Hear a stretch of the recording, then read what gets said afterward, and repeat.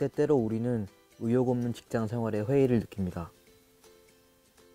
저도 겪었고요.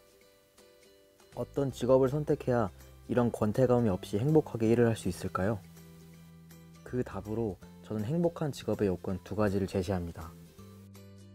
그 첫 번째 요건은 주관적인 자기만의 목적을 갖고 생산 활동을 하는 것이라고 생각합니다.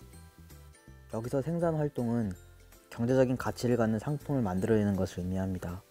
우리는 고대에서부터 살아남기 위해서 최소한 사냥을 하거나 농사를 지었고, 지금은 단지 돈이 될 수 있는 상품을 만들어내는 것으로 모양이 변한 것일 뿐입니다. 우리는 어찌됐건 일의 결과로 돈을 만들어내야 됩니다. 중요한 것은 어떤 일을 해서 돈을 만들까 하는 것이죠. 저는 이 어떤 일을 할 것인가를 결정하는 것이 자기만의 목적을 이루는 것이어야 한다고 말합니다.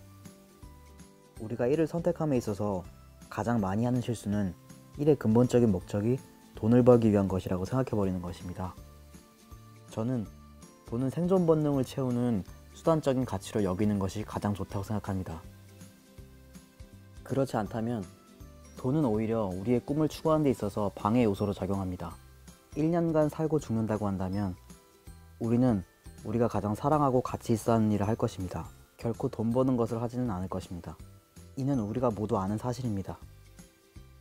당연히 돈이 목적일 수 있습니다. 그런데 추구해야 하는 가치들 중 하나일 뿐이지 그것이 전부라고 생각하는 것은 짧은 인생을 허비하는 선택일 뿐입니다. 삶의 대부분의 시간을 투자하는 일을 통해서만이 짧게 사는 인생에서 진정한 자신의 꿈과 욕망을 실현할 수 있다는 것은 명백한 사실입니다. 저는 20대 초반부터 직업 선택에 대해 생각할 때 의아한 점이 많았습니다.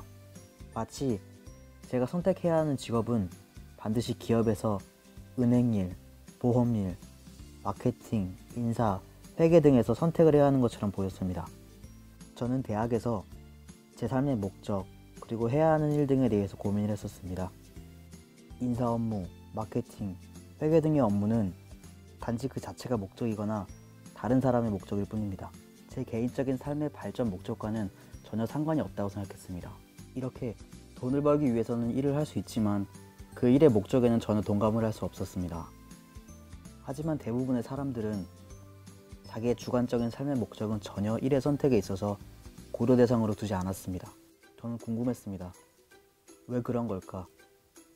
그리고 도대체 왜 아무도 자기의 인간으로서의 성장, 그리고 꿈을 만들고 그것을 직업에 반영하여 나가려는 시도조차 무의미한 일로 생각해버리는 것일까? 마치 직업 앞에서는 그 어떤 개인적인 주관성도 치기 어린 생각으로 치부하는 것이 어른이 되는 것이라는 암묵적인 동의가 있는 것처럼 말이죠. 이제 말할 수 있는 것은 이러한 자신의 주관성을 배제하고 직업을 선택하는 사고는 분명히 한국인들에게 더 두드러지게 드러나는 특징입니다. 국제사회조사연합은 주요 국가에 대해서 근로자의 근로관에 대한 설문조사를 실시했었습니다.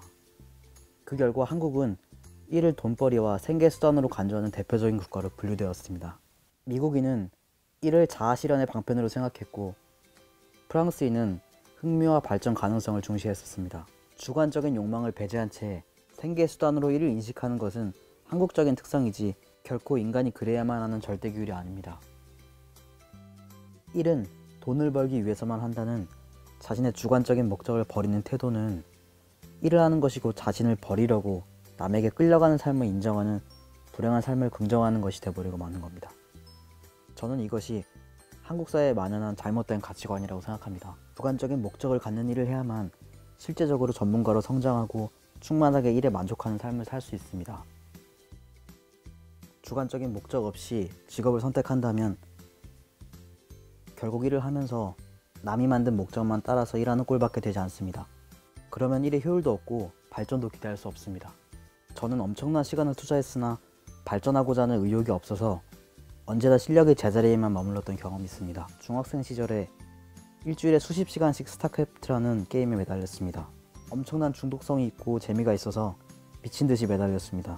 그런데 남들은 실력 향상을 위해서 전략을 연구하는데 저는 그러지 않았습니다. 게임을 단지 시간을 소비하고 중독되는 시간 그 자체에만 집중할 뿐이었습니다. 같은 시간을 게임을 해도 전략을 연구해서 반복했던 친구와 제 실력 차이는 확연했습니다.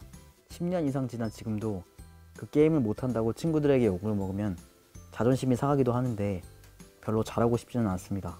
목적이 없는 반복된 행동은 그냥 이렇게 무의미한 행동일 뿐입니다. 같은 이유로 의욕에 기반한 목적이 있는 일을 하는 것과 무의욕적이고 수동적인 목적으로 일에 참여하는 사람의 전문성에는 엄청난 차이가 있을 수밖에 없습니다.